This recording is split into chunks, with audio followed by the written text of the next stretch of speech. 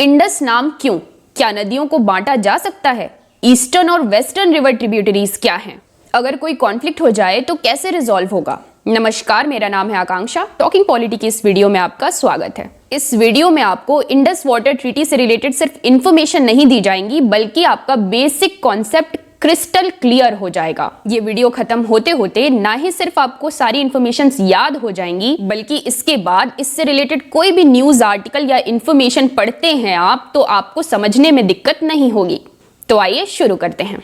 तो आइए Indus water system को पहले ढंग से समझ लेते हैं। मैप को अगर ध्यान से देखेंगे तो बीच का जो पोर्शन है वो इंडिया का नॉर्दर्न रीजन है, भारत का ऊपरी हिस्सा। बाईं तरफ पाकिस्तान है और दाहिनी तरफ चाइना है। अब बीच में जो आपको नीले कलर की कई नदियां दिख रही हैं, ये पूरा इंडस वाटर सिस्टम है। थोड़ा सा इसको समझ लेते हैं। जो तिब्बत वाला एरिया है वो अब चाइना का ही हिस्सा है, तो चाइना के तिब्बत वाले हिस्से से निकलती है सिंधु नदी यानी कि इंडस रिवर।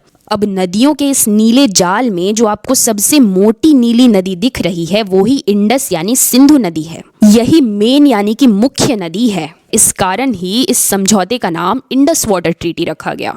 बाकी जो और 5 नदियां आपको दिख रही हैं वो इसकी सहायक नदियां हैं, ट्रिब्यूटरीज हैं। अब ये ट्रिब्यूटरीज क्या होती हैं? तो जो मेन नदी है जब वो बहती है तो रास्ते में जो और छोटी छोटी नदियां उसमें मिल जाती हैं, समझ लीजिए उस मेन नदी की छोटी बहनें, उनको ट्रिब्यूटरीज कहते हैं। तो सिंधु नदी की ये 5 सहायक नदियां हैं, झेलम, चेनाब, रावी, बीज और सतलज। तो देखिए क्या होता है, तिब्बत से निकलती है इंडस नदी और वो भारत से होते हुए, भारत के ऊपरी हिस्से से होते हुए नीचे गिरती है पाकिस्तान में। और जो ये सहायक नदियां हैं झेलम, चेनाब, रावी, बीज और सतलज, वो पहले यहाँ पे अलग अलग जगह से निकलकर चेनाब नदी से मिलती हैं और अंत में चेनाब नदी जाकर के पाकिस्तान के मिठानकोट से कुछ किलोमीटर्स ऊपर सिंधु नदी में आकर मिल जाती हैं। तो मेन नदी इंडस यानी सिंधु नदी है और ये बाकी सहायक नदियां पहले चेनाब नदी से मिलती हैं और चेनाब नदी अंत में आकर के इंडस यानी सिंधु नदी से पाकिस्तान में मिल जाती है। तो जैसा कि आप मैप में देख पा रहे हैं कि जो ये सिंधु नदी है, जो इंडस रिवर है, वो भारत के ऊपरी पोर्शन से होकर पाकिस्तान में नीचे की तरफ गिरती है। तो यहाँ पे हमें ये समझ में आ गया कि इंडिया एडवांटेजियस पोजीशन में है। ऊपर से पानी नीचे गिर रहा है, तो जिसके यहाँ से गिर रहा है उसको ज़्यादा फायदा है, वो ज़्यादा कंट्रोल कर सकता है, वो उसके ऊपर रोक लगा सकता है, पानी का रुख मोड़ सकता है, थोड़ा बहुत सारी ऐसी चीज़ें की जा सकती हैं। तो 1947 में जब इंडिया और पाकिस्तान का बंटवारा हुआ, उसके बाद से ही पाकिस्तान को काफ़ी इस चीज़ से बहुत परेशानी थी कि जो ये इंडस नदी है वो ऊपर से तो इंडिया से ही होकर गिरती है और कुछ सहायक जो नदियाँ हैं वो इंडिया से ही ओरिजिनेट होती हैं। और ये जो पूरा रिवर सिस्टम है वो पाकिस्तान के लिए बहुत ज़रूरी है। पाकिस्तान में ये मेन वाटर रिसोर्स है, मुख्य नदियां हैं। इसी कारण ये कॉन्फ्लिक्ट शुरू हुए और अंत में 19 सितंबर 1960 यानी 1960 में वर्ल्ड बैंक की मध्यस्थता में पाकिस्तान के कराची में इंडिया के प्राइम मिनिस्टर जवाहरलाल नेहरू और पाकिस्तान के प्रेसिडेंट अयूब खान के बीच में ये ट्रीटी साइन हुई, जिसे हम इंडस वाटर ट्रीटी कहते हैं। तो क्या एक ट्रीटी के साइन हो जाने से नदियों का बंटवारा हो जाता है? तो असल में ये एक समझौता था जिसको वर्ल्ड बैंक की मध्यस्थता में इसलिए साइन किया गया ताकि दोनों ही देश, भारत और पाकिस्तान, इस वाटर सिस्टम का लाभ उठा सके और बिना किसी कॉन्फ्लिक्ट या केओस के दोनों देशों द्वारा पानी का इस्तेमाल किया जा सके। तो इस ट्रीटी में जो वेस्टर्न रिवर्स हैं इंडस, झेलम और चेनाब, वो पाकिस्तान के हिस्से में आई और जो ईस्टर्न रिवर्स हैं रावी, बीज और सतलज, वो भारत यानी इंडिया के हिस्से में आई। लेकिन अब ऐसा कह देने मात्र से नदियां खिसक के ईस्ट में और वेस्ट में तो नहीं चली आएंगी। इससे बस इतना हुआ कि जो भारत के तरफ की नदियां हैं यानी कि जो ईस्टर्न नदियां हैं रावी, बीज और सतलज, उसका तो भारत अनरेस्ट्रिक्टेड यूज कर सकता है। लेकिन जो वेस्टर्न रिवर्स हैं जैसे कि इंडस, झेलम और चेनाब, जो ज्यादातर पाकिस्तान की तरफ जा रही हैं, उसका इस्तेमाल पाकिस्तान करेगा और इंडिया को सिर्फ नॉन कंजम्पटिव यूज अलाउ है। मतलब उस पानी का इस्तेमाल भारत सिर्फ ऐसी चीजों के लिए कर सकता है जिसमें उस पानी का खपत ना हो, जैसे फिशिंग वगैरह के लिए कर सकता है, इलेक्ट्रिसिटी जनरेट करने के लिए कर सकता है, क्योंकि उसमें पानी खर्च नहीं होता है। तो ये कहा गया कि जो वेस्टर्न रिवर्स हैं वो पाकिस्तान यूज करेगा और जो ईस्टर्न रिवर्स हैं वो भारत यूज करेगा। आप साइड में नीले बॉक्स में डायरेक्शन एरोज देख सकते हैं। तो इस डायरेक्शन को ध्यान में रखते हुए जब आप इस मैप को देखेंगे तो पाएंगे कि जो ईस्टर्न हिस्सा है उस तरफ जो नदियां आ रही हैं उसको भारत को दे दिया गया, और जो वेस्टर्न हिस्सा है उस तरफ जो नदियां आ रही हैं इंडस, झेलम और चेनाब, उसको पाकिस्तान को दे दिया गया, क्योंकि इस रेफरेंस में पाकिस्तान वेस्ट में और इंडिया ईस्ट में है। तो वर्ल्ड बैंक ने मीडिएटर का काम किया और भारत और पाकिस्तान के बीच में इंडस वाटर ट्रीटी साइन करवा दिया और समझा दिया कि अरे भाई देखो, भारत और पाकिस्तान अब अच्छे से इस पूरे वाटर सिस्टम का यूज करो, जिस तरीके से बंटवारा हुआ है उन नियमों का पालन करो। लेकिन अब इतने आराम से तो चीजें हो नहीं जाएंगी सेटल। ट्रीटी के इंटरप्रिटेशन को लेकर के कोई प्रॉब्लम होती है तो उसको सॉल्व करने के लिए एक मैकेनिज्म की जरूरत थी।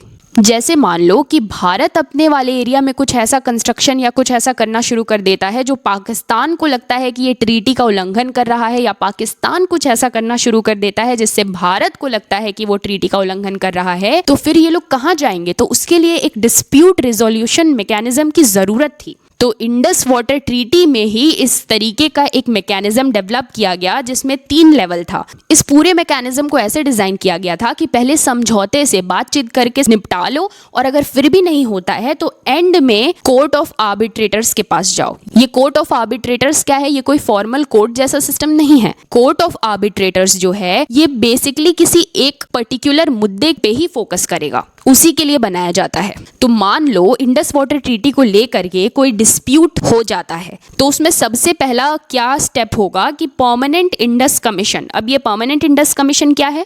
इसमें कहा गया कि दोनों ही देशों में से कोई भी अगर इंडस वाटर पे कोई ऐसा प्रोजेक्ट स्टार्ट करने की शुरू कर रहा है या कोई बांध या डैम या ऐसा कुछ भी कर रहा है तो उससे रिलेटेड पूरी इंफॉर्मेशन उसको दूसरे देश को देना होगा। मतलब अगर भारत कर रहा है तो पाकिस्तान को इन्फॉर्म करे, और पाकिस्तान कर रहा है तो भारत को इन्फॉर्म करे। तो इसके लिए परमानेंट इंडस कमीशन बनाया गया। इस कमीशन में दोनों ही देशों से कमिश्नर्स अपॉइंट होंगे जो साल में एक बार तो मिलेंगे ही, और इंस्पेक्शन भी करेंगे एक दूसरे के देश में जा करके कि कुछ ऐसा तो नहीं हो रहा है जो इंडस वाटर ट्रीटी के अगेंस्ट में है या उसका इन्फ्रिंजमेंट कर रहा है। तो ये पहला स्टेप है डिस्प्यूट रेजोल्यूशन का, परमानेंट इंडस कमीशन। अब इस लेवल पे भी अगर प्रॉब्लम सॉल्व नहीं हो पाती है तो दूसरे लेवल पे जाना होगा, न्यूट्रल एक्सपर्ट अपॉइंटमेंट। तो सबसे पहले तो अगर कोई इशू होता है तो परमानेंट इंडस कमीशन में जो कमिश्नर्स हैं दोनों देशों के, वो एक दूसरे के देश में जाकर देख सकते हैं कि क्या इशू है और उसको सॉल्व करने की कोशिश करेंगे। लेकिन अगर इस लेवल पे प्रॉब्लम सॉल्व नहीं हो पाती है तो नेक्स्ट स्टेप क्या है? Neutral expert appointment.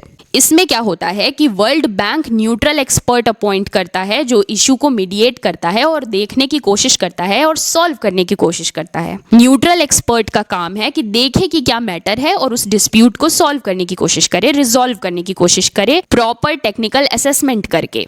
और अगर न्यूट्रल एक्सपर्ट भी डिस्प्यूट को सॉल्व नहीं कर पाता है, प्रॉब्लम को सॉल्व नहीं कर पाता है, तब थर्ड लेवल पे बात पहुंचती है जिसको हम कहते हैं कोर्ट ऑफ आर्बिट्रेशन। ये 7 मेंबर्स का एक आर्बिट्रल ट्रिब्यूनल है और यहाँ पे डिस्प्यूट्स को सॉल्व करने के लिए ये फाइनल बॉडी है जो डिस्प्यूट को एडजुडिकेट करती है और डिसीजन देती है। लेकिन हम देख रहे हैं कि आजकल भारत ने इंडस वाटर ट्रीटी को टेम्पररीली कैंसिल कर दिया है। लेकिन जब ऐसा डिस्प्यूट रेजोल्यूशन मैकेनिज्म बना हुआ है तो क्या भारत ऐसा कर सकता है? जी हाँ, जो ये डिस्प्यूट रेजोल्यूशन मैकेनिज्म है वो सिर्फ इसलिए है कि इंडस वाटर ट्रीटी के इंटरप्रिटेशन को लेकर के या पानी के डिस्ट्रीब्यूशन को लेकर के अगर कोई मसला होता है तो उसके लिए ये मैकेनिज्म बनाया गया है, उस प्रॉब्लम को सॉल्व करने के लिए। लेकिन अगर मान लीजिए कि इंडिया ये मानने को ही इनकार कर देता है कि ये ट्रीटी में को हम मानते ही नहीं है, हम इंडस वाटर ट्रीटी को खारिज करते हैं, हम इसको नहीं मानेंगे, तो ऐसी स्थिति में इस डिस्प्यूट रेजोल्यूशन मैकेनिज्म का कोई रोल नहीं रह जाता है, जैसा होते हुए हम फिलहाल देख रहे हैं।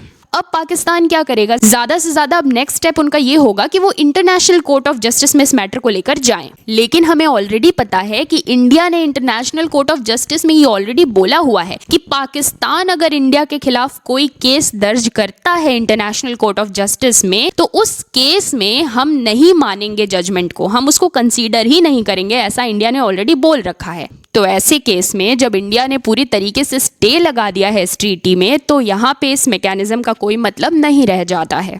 इस ट्रीटी के ड्यूरेशन के बारे में, यानी कि कब तक ये ट्रीटी वैलिड रहेगी, बताया नहीं गया है। इंडस वाटर ट्रीटी के थ्रू जो ये डिस्ट्रीब्यूशन हुआ वाटर का, उसमें 80% जो पानी है वो पाकिस्तान के हिस्से में आया और लगभग 20% पानी ही भारत के हिस्से में आया। अब मैं आपको एक ट्रिक बताती हूँ कि कैसे आप याद रख सकते हैं कि कौन से वेस्टर्न रिवर्स हैं और कौन से ईस्टर्न रिवर्स हैं। वेस्टर्न रिवर्स इंडस, झेलम और चेनाब जो पाकिस्तान के हिस्से में आए, उसको आप कैसे याद रख सकते हैं। इंडस इंडिया से रिलेटेड लग रहा है, लेकिन इंडस मिला पाकिस्तान को, तो आप ऐसे याद रख सकते हैं कि इंडिया ने इंडस पाकिस्तान को दिया और कहा कि ये लो इंडस झेलो अब, ये लो इंडस झेलो अब। इंडिया ने पाकिस्तान को इंडस दे दिया और कहा कि ये लो इंडस झेलो अब। तो इंडस से हो गया इंडस, झेलो से हो गया झेलम और अब से हो गया चेनाब। तो इंडिया ने पाकिस्तान से कहा कि ये लो इंडस झेलो अब। इंडस से इंडस याद ही रहेगा, झेलो से झेलम और आब से चेनाब। और बाकी बची 3 नदियां जो कि ईस्टर्न रिवर्स हैं, जो इंडिया के हिस्से में आई, वो आपको याद ही रहेंगी, रावी, बीज और सतलज। अगर आपको वीडियो अच्छा लगा तो अपने किसी एक दोस्त के साथ जरूर शेयर करिएगा। ऐसी ही और वीडियोस देखने के लिए टॉकिंग पॉलिटी को सब्सक्राइब करिए।